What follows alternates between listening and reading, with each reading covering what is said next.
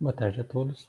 Esta é a apresentação do projeto de asa de uma aeronave agrícola das disciplinas de Aerodinâmica 2, Processo de Fabricação e Mecânica e Projetos de Estruturas Aeronáuticas da Unesp, do grupo composto por André, Bernardo, Gabriel, Guilherme, Henrique, Lucas e Matheus.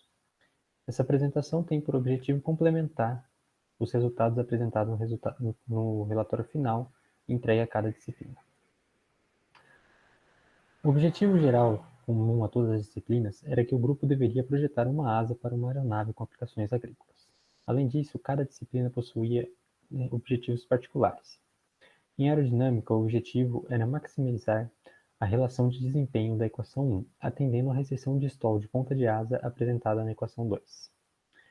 Já em projetos de estruturas aeronáuticas, o objetivo era definir as cargas às quais a aeronave estava submetida e ainda simular condições críticas de voo utilizando o software ANSYS.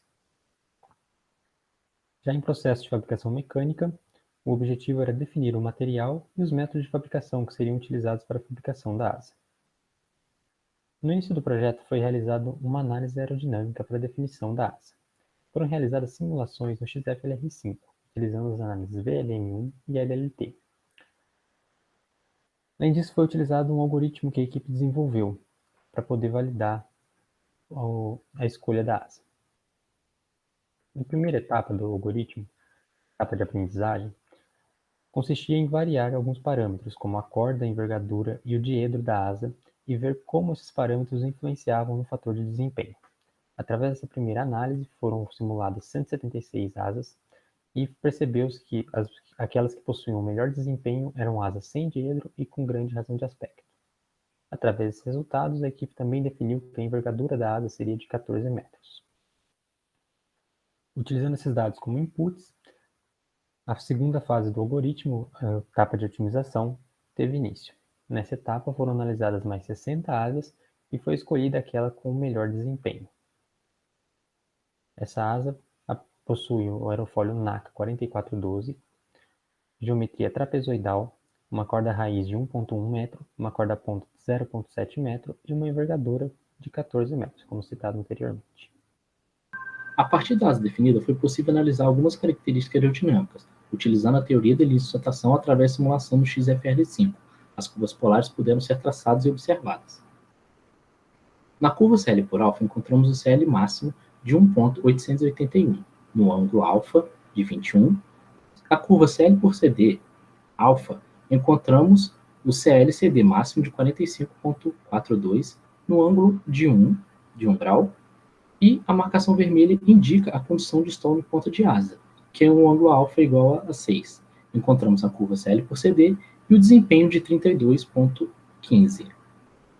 Restrição de stall, encontramos o CL/CD máximo, o CL máximo de 1,804 e o ângulo alfa de 18,5 para o perfil NACA 4412. E, analisando a distribuição do alfa efetivo ao longo da envergadura, nota-se que o ângulo é próximo de 5 graus, atendendo à restrição, pois o ângulo efetivo é menor que o ângulo de stall do perfil. Então, a gente vai para a validação de dados, que a gente encontra características aerodinâmicas estimadas através de simulações computacionais, pela metodologia dos elementos finitos, pelo Computer Aided Engineer, análise e processamento de cálculos, utilizando o XFL5 para a quantificação dos coeficientes desejados, o banco de dados Aerofoil Throws, com 2 perfis estipulados, desejados, e fazendo a comparação desses 2 perfis. E através dos bancos de dados comparativos dos perfis selecionados, calcula-se que encontramos um erro inferior a 3% na simulação do XFL5 em relação ao banco de dados do Aerofoil Throws. Bom, para o projeto de estruturas aeronáuticas, a gente começou fazendo o diagrama VN, que basicamente é um diagrama que consiste em você colocar todas as velocidades possíveis de voo para a aeronave e mostrar quais seriam os fatores de cargas na estrutura a partir de uma dada velocidade. E, bom, em azul, a carga de manobra ela foi feita pelo peso vazio da aeronave, simplesmente porque essa é uma forma de você superestimar os fatores de carga na estrutura. e em verde, que seria a enrajada, foi feito seguindo as normas da FAR 25.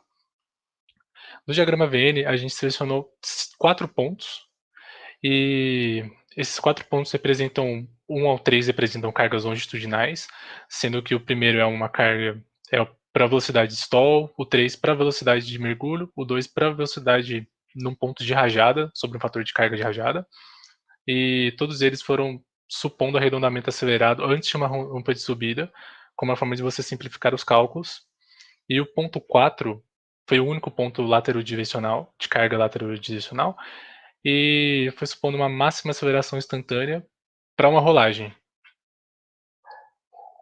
E basicamente esses são os resultados que a gente conseguiu, sendo que o Q ele seria a velocidade angular da aeronave em torno do eixo Y da asa, alfa o ângulo de ataque, eta o ângulo do profundor, e φ 2 pontos sendo a velocidade, o ângulo de rolagem e a aceleração de rolagem, respectivamente.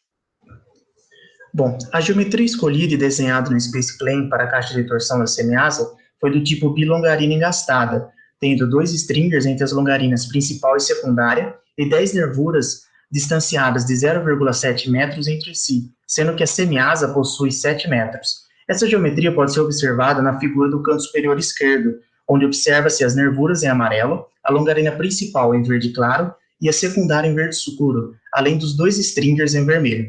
Além disso, tem-se a vista frontal da caixa de torção, observando as conexões das nervuras com as longarinas, além da posição dos stringers com o formato em Z ao longo da caixa de torção.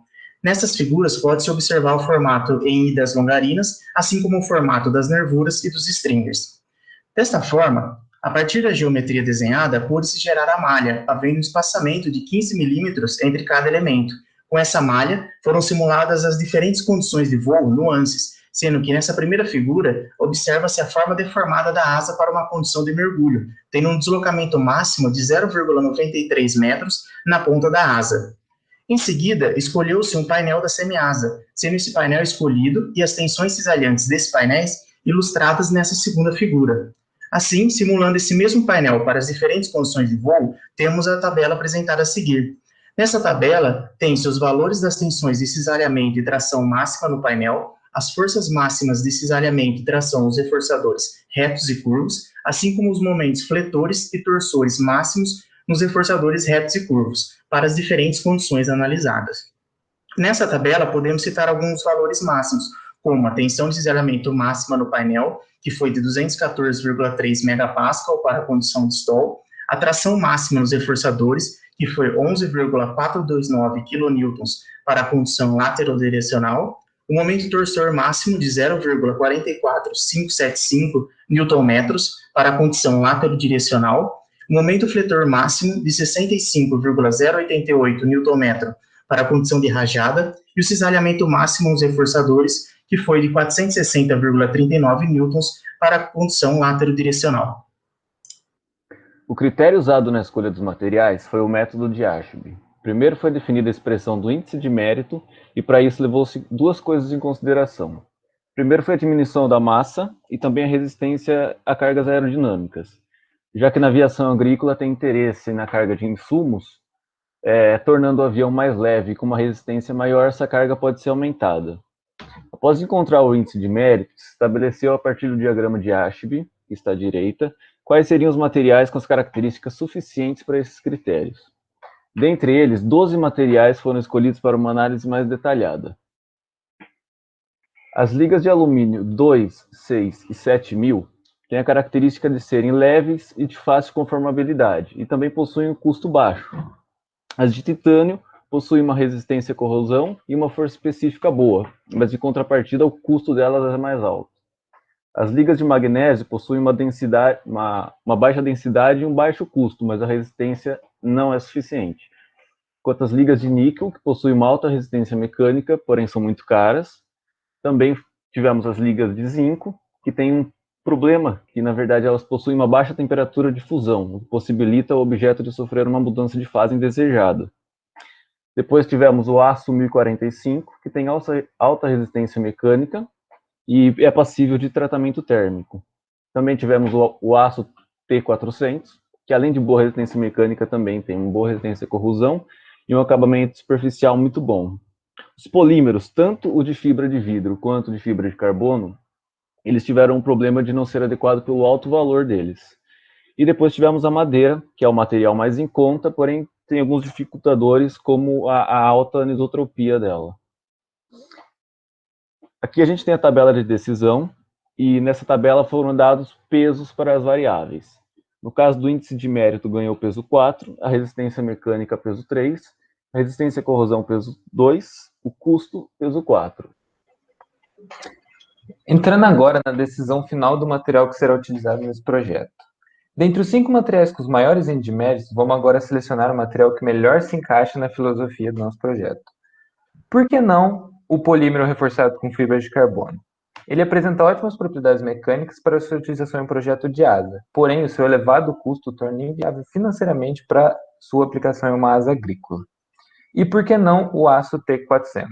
Ele apresenta também propriedades mecânicas muito boas e ainda tem um custo relativamente menor que o CFRP e os alumínios. Porém, sua massa específica é consideravelmente grande quando se trata de uma aplicação em avião agrícola de porte pequeno, sendo inviável pelo peso final da estrutura.